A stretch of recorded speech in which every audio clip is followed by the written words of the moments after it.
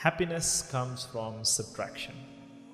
Now, when we think of this idea of happiness, we usually think of happiness in a positive sense. And what I mean by that is that we think that the only way to happiness is by adding certain elements to our lives. And these elements can take on or can be in the form of money, it can be in the form of materialistic possessions, it can be fame, limelight, it can be recognition, it can be social circles, friends, etc. So we think that these elements, by adding these elements to our lives, this is the only way that we can achieve happiness. But my dear brothers and sisters, what if we've been going about it all wrong? You see, this idea of happiness through subtraction rather than happiness through addition, as I put it out, it might seem counterintuitive. But in the context of feelings, in the context of thoughts and emotions, getting rid of the ones that are hurting us could actually bring about happiness rather than adding the ones that could help us. Because you see, it's difficult to feel free, it's difficult to feel light with all of this baggage weighing you down. And the case could be made that all of the things that you are trying to add to your life in order to make yourself happy, in order to be happy, will just end up making your baggage even bigger, will just end up burdening you further. Now, let's look at a few subtractions that we can look at implementing in our lives in a move to live happier and lighter with the help of Allah subhanahu wa ta'ala. Subtraction number 1. Subtract negative information from your life.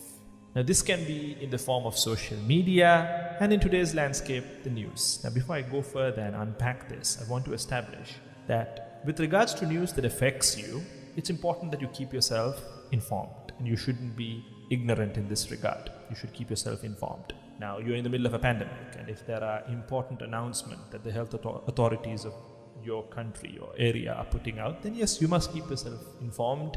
With regards to the guidelines, etc., you must keep yourself informed. Now, that on one end, and the other end of the spectrum, where you have people consuming negative headline after negative headline. Now, this is going to leave you far more worried, far more anxious and sad. Now, occasionally consuming the news is helpful, but when you overdose and overdo it, the news, these outlets, they basically portray a very negative, very extreme, and because that's what sells basically. So you have this negative, extreme and biased view that you're being fed, and they make it look like there's more violence, more conflict and more strife than in reality. And what we have to bear in mind is that most news, it doesn't affect us at all. Now, if it does affect you, then yes, you keep yourself informed. But for example, a hit and run in another town. Now, does this affect you? I mean, yes, it's sad that it happened, but does it affect you? It's happening in another town. Okay, let's say some tragic event in another country. Does it affect you directly? It doesn't affect us, So as human beings, we only have limited mental energy each day. You really can't handle this overload of information, headline after headline. So when you know, my dear brother, my dear sister, that you only have this limited stock of energy, why spend it on these negative things that you have no control over? So this is a powerful question that you need to ask yourself. And again, I want to reiterate that this is not about ignorance. It's about knowing that certain things aren't worth the impact on your mental health. So you need to pick and choose. You need to know. If you keep overloading and feeding yourself this huge flow of negative information, it's going to have a very drastic impact and take a huge toll on your mental health. Now let's talk about social media. Generally on social media, what happens? People, they tend to only share the best things that happen in their lives. Now individually, there is nothing wrong at all with that. All of us, we are on social media and we post the happiest of our moments. And if you look at how social media has been structured, you've got filters to make these ordinary moments look extraordinary, right? So everybody is posting their happiest of moments. You've got filters to beautify and decorate these moments, and you put it all out there. Now, studies and research is being established that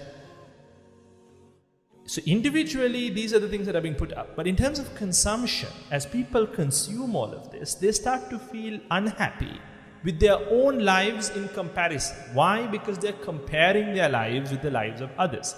So instead of using social media today to catch up with one another, a lot of us use it as a tool to keep up with the others, to kind of find out what the others are doing, to keep up with the others. Now, researchers, they basically write that on average, Facebook users, they spend more time examining the pages of others than actually adding content to their own. Ask yourself, when was the last time you posted something, So rather than adding content to their own pages, people use Facebook.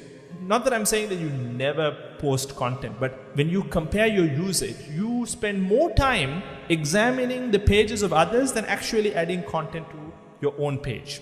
And researchers also go on to write that all these social media sites, their most frequent visitors are people who use the sites for social surveillance. And these quote-unquote social investigators, they aren't really using these sites to get in touch or stay in touch with their friends and family, okay? They use these sites to check up on them and to see what they're doing, where they are, what they're eating, where they are checking in terms of their locations and things like that. And research also goes on to state that the average person spends about 2.5 hours every day checking social media.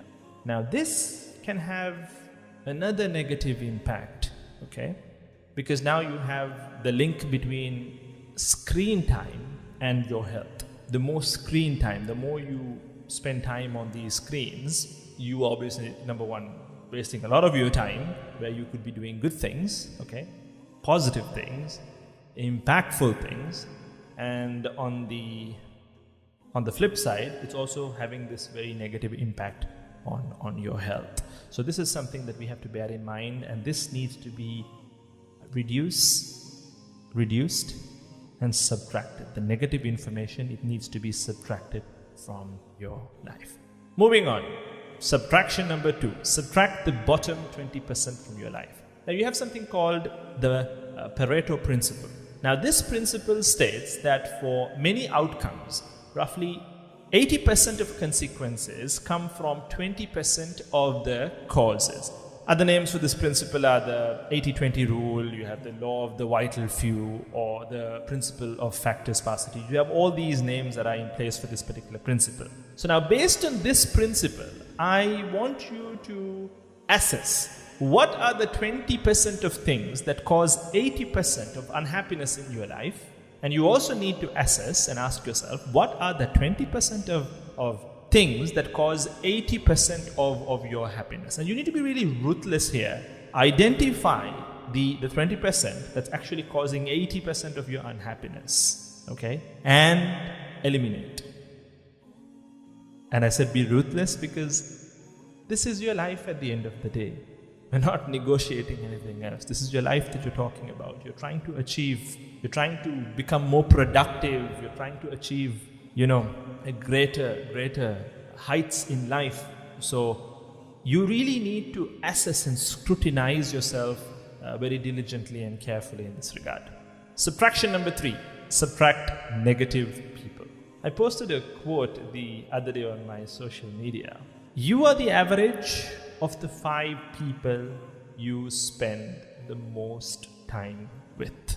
Don't underestimate, my dear brother, my dear sister, don't underestimate the power of the company around you. If you surround yourself with good and positive people, they are going to propel you forward. On the other hand, if you surround yourself, and by the way, this is not to say that we are hinging our success or our happiness onto someone else. Now, we will discuss in just a bit that you're not supposed to be doing that. But here, your company has an influence on you. So, if you hang out with the wrong type of people, they're going to drag you down. May Allah protect us. You hang out with the right type of people, they're going to propel you forward. And we even have the teachings of the Prophet sallallahu alayhi wa sallam to guide us in this regard. Hadith is in the book of Imam al-Bukhari rahimahullah. The Prophet sallallahu alayhi wa sallam is reported to have said, and I'm paraphrasing, the narration goes along the lines of these words. The example of a good companion who sits with you, okay, in comparison with a bad one. So you have a good companion, you have a bad companion. The comparison, the parable that the Prophet ﷺ puts forth is like that of the musk seller and the blacksmith. Allahu Akbar. Look, the good companion is like a musk seller, a perfume seller. The bad companion is like a blacksmith. It's a parable, it's a metaphor. Not that you can't have, not that you're supposed to only have friends who are perfume sellers and not have friends who are blacksmiths. Now that's obviously not what the Prophet ﷺ is saying in this hadith. It's a parable, it's a metaphor. And the Prophet goes on to say, from the first companion, the perfume seller, you would either buy musk or you would enjoy its good smell from that individual. So think of it this way, you have a good friend, okay? Now by being in the company of that individual, you will inherit, you will take on some of the good traits of that individual, or at least it will rub off on you. It will rub off on you. See, even if you don't buy perfume from a perfume seller, let's say you have a friend who owns a perfume store, you go in, there's bound to be free tester bottles, you're definitely going to spray some on yourself and you will come out of the store sweet smelling. But on the other hand, if you've got bad company, it's almost like going into the furnace of a blacksmith. By going in there and coming out, you're going to come out with your clothes, at times accidentally burnt in certain places. You're going to come out with this smell of soot and coal. So this is the comparison given to a bad companion. If you hang out with the wrong type of people, you will eventually get your clothes burnt. You will eventually come out smelling, full of soot and coal. There's this nasty smell that comes. May Allah subhanahu wa ta'ala protect all of us and may He help us to maintain right and positive company. Moving on to the next subtraction. So I think I'm at subtraction number 4 now. Subtract, my dear brother, my dear sister, subtract the desire to prove yourself. Now let me establish something. There's nothing wrong with having ambitious goals. Ulubul himma, as the Prophet ﷺ and as our deen teaches us, we're supposed to have high aspirations. We're supposed to dream big. We're supposed to have lofty intentions. Yes, there's nothing wrong with this at all. But what we're trying to establish here is that these goals, these lofty ambitions, should not be pursued in order to prove to others, in order to prove something to others. And more importantly, it shouldn't be done to prove even to yourself. You see, today, ask yourself, my dear brother, my dear sister, deep down in the heart of your hearts, why are you doing this? A lot of us, we do things to prove things to others. We're doing it, I want to prove them wrong. I want to prove to so-and-so this. I want to prove to so-and-so that. Or I want to prove it to myself. And they go about doing all these things, these lofty things, scaling great heights in this pursuit of proving things to others or themselves. So they are obsessed with proving their self-worth. They are obsessed with validating their existence. They are obsessed with showing off that they are at a certain level. My dear brother, my dear sister, you need to stop trying to be perfect and you need to stop trying to prove yourself as worthy. You need to do more things for yourself, for happiness, and keep more announcements to yourself. Because you have to understand that when trying to prove to yourself, you're going to be in this constant rat race where you are chasing this standard of perfection. Now, this is something that even I grapple with, where you're never going to be content, you're never going to be satisfied with what you achieve. You're not going to celebrate your successes. You're going to constantly keep grappling with yourself and beating yourself up. That, I should have done better, I should have done this, I should have done that. And you keep doing this to prove to yourself. If you're not proving it to others, you're doing it to prove to yourself. And you're constantly grappling with the standard of perfection. I'm not happy, I'm not content, I'm not satisfied with what I'm doing, I'm not satisfied with my standard. So this, my dear brother, my dear sister, is going to keep you in this negative abyss, in this negative and dark abyss. So yes, you must have this healthy balance. You have lofty goals ahead of you and you're constantly pursuing those goals, yes. But along with that, you also need to be happy. You need to be content and you need to be happy with yourself. You need to be able to celebrate your little and small moments of success. This leads to a life full of light and happiness. Moving on to the last subtraction for this video. Subtraction number 5. Subtract attachments. Now, like we said at the inception, at the beginning of the video, some of us think that we can't be happy until we have certain things, until we have this, until we have that. Okay? And we go on to attach. And I'm not just talking about materialistic possessions here. It could be anything. Some of us think, oh, if I have so and so, or if I have a spouse in my life, I'm going to be happy. But eventually what happens, spouse comes and this individual, there is this moment or moments of happiness, but eventually it dies down.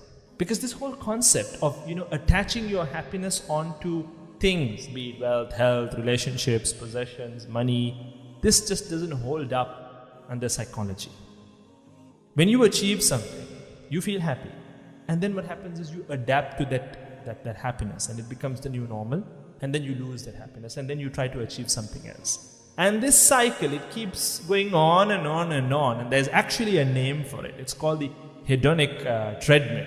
Now, this concept, it is the observed tendency of humans to quickly return to a relatively stable level of happiness despite major positive or negative events that take place in their lives. So basically, at the end of the day, if you can't be happy without those things, then you can't be happy with them. If you can't be happy without those things, then you can't be happy with them. Now again, we're not trying to say that you should not try to achieve things in life, Instead, what you need to be doing is you need to reach your goals without making your happiness depend on them. Now what I'm trying to say is that this doesn't mean that, I can't aim to buy a nice house. Now, there's nothing wrong with you buying a nice house. There's nothing wrong with you driving a nice car. As long as you don't attach your happiness, you don't hinge your happiness onto those things. If you don't hinge your happiness to those things and to dunya in a holistic sense, because I'm just going to touch on that in just a bit, as long as you don't attach your happiness to these things, it creates far more freedom, far more ease, and far more peace in your life. And once you have arrived there to that healthy place, my dear brother, my dear sister, even if you happen to lose what you have, you won't be as devastated because it was never the source of your happiness in the first place. Now that's a very important point. And this is why you need to condition your mind. You need to work on your mind to arrive at this healthy place. I'm just going to conclude in this point that you're not even supposed to attach yourself to life. Now this is the mindset of a believer. The Quran constantly reminds us of what? Death. Kullu nafsin dha'iqatul maut, every soul shall inevitably taste death. And look at the Prophet ﷺ's words, Akthiru dhikra hadimil ladhat, make excessive remembrance of the terminator of pleasures, of the destroyer of pleasures. Now does this mean that Muslims, believers, are basically living in doom and gloom and in this negative abyss of darkness where, they're constantly thinking, I'm going to die tomorrow, so what's the point of even living? That's not the understanding here, my dear brother, my dear sister. Let me give you an example. Think about it this way. If you were given, nobody, is going to get that notice. But if, hypothetically, you were given a notice stating what? That you've got another 1 day to live, 24 hours, one more day. Now let me ask you, how do you think you would spend that 1 day? Would you spend it in doom and gloom? Would you spend it in negativity, just brooding away like a chicken? Or would you want to make the most out of that day? Because you know that this is your last day to live. Would you not want to make the most out of it and make it the most impactful day of your life? Yes, you would. So that is the mindset of a believer day in and day out. Why? Because you could die the next minute. So basically what our deen teaches us is to make the most out of every second, every minute that we have. Because why? We could die the next minute. So we need to live our lives to the fullest. That's the teaching. Not to live a life of doom and gloom. No, live your life to the fullest. So coming back to what I was establishing earlier on, there's nothing wrong in trying to get a good house or to drive a nice car. No. Allah says, وَابْتَغِ فِي مَا آتَاكَ اللَّهُ الدَّارَ الْآخِرَةَ وَلَا تَنْسَ نَصِيبَكَ مِنَ الدُّنْيَا. That's the balance. Yes, seek the abode of the hereafter. وَلَا تَنْسَ نَصِيبَكَ مِنَ الدُّنْيَا. And do not forget about your share of this worldly life.